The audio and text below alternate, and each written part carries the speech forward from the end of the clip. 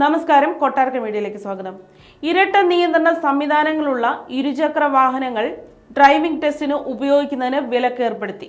Driving test പരിഷ്കരണവുമായി ബന്ധപ്പെട്ട പ്രതിഷേധങ്ങളുടെ പശ്ചാത്തലത്തിൽ പുതുക്കിയ നിർദ്ദേശങ്ങളിലാണ് ഇത് ഉൾക്കൊള്ളിച്ചിട്ടുള്ളത്. ഡ്രൈവിംഗ് പരിശീലനത്തിന് ഉപയോഗിക്കുന്ന വാഹനങ്ങൾക്ക് ഇരട്ട നിയന്ത്രണ സംവിധാനം നിർബന്ധമാണ്. ഇവ ഡ്രൈവിംഗ് ടെസ്റ്റിനും ഉപയോഗിക്കുന്നുണ്ട്. ഇത് 3 മാസത്തേക്ക് കൂടി തുടരാനാകും. ഇതിനുശേഷം സാധാരണ രീതിയിലെ വാഹനങ്ങൾ ടെസ്റ്റിന് ഉപയോഗിക്കണമെന്നാണ് നിർദ്ദേശം. ടെസ്റ്റിനിടെ വാഹനങ്ങൾ ഓടിക്കുന്നയാൾ എന്തെങ്കിലും പിഴവ് വരുത്തിയാൽ ഇരട്ട നിയന്ത്രണമുള്ളതാണെങ്കിൽ വെഹിക്കിൾ ഇൻസ്പെക്ടർക്ക് വാഹനം നിയന്ത്രിക്കാനാവും. ഇത്തരം വാഹനം ഒഴിവാക്കുന്നത് സുരക്ഷയെ ബാധിക്കുമെന്ന പരാതി ഉയരുന്നുമുണ്ട്. നല്ല രീതിയിൽ ഡ്രൈവിംഗ് പരിശീലിച്ചവരാണെങ്കിലും ടെസ്റ്റ് സമയത്ത് ഉദ്യോഗസ്ഥരുടെ സാന്നിധ്യമുള്ളപ്പോൾ പരിഭ്രമിച്ച് അബദ്ധം കാണിക്കാറുണ്ട്. ചില ജില്ലകളിൽ റോഡ് ടെസ്റ്റുകളിൽ വിജയിപ്പിക്കാൻ ചില ഉദ്യോഗസ്ഥർ ഇടപെടുന്നതായി കണ്ടെത്തിയിരുന്നു.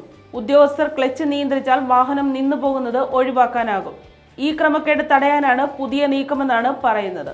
ഡ്രൈവിംഗ് സ്കൂളുകാരെ സംബന്ധിച്ചിടത്തോളം ടെസ്റ്റിനായി മറ്റൊരു വാഹനം വാങ്ങേണ്ടി വരുമെന്നത് അധിക ബാധ്യതയാണ്. ഡ്രൈവിംഗ് ടെസ്റ്റിന് നിയോഗിക്കുന്ന ഉദ്യോഗസ്ഥർ അന്നേ ദിവസം വാഹനങ്ങളുടെ ഫിറ്റ്നസ് ടെസ്റ്റ് നടത്തുന്നതും വിലക്കിയിട്ടുണ്ട്. അടിസ്ഥാന സൗകര്യങ്ങളില്ലാത്ത സ്ഥലങ്ങളിൽ സർക്കാർ തലത്തിൽ പരമാവധി ടെസ്റ്റ് കേന്ദ്രങ്ങൾ സജ്ജീകരിക്കാൻ ഗതാഗത കമ്മീഷൻ RDOമാർക്ക് നിർദ്ദേശം നൽകി.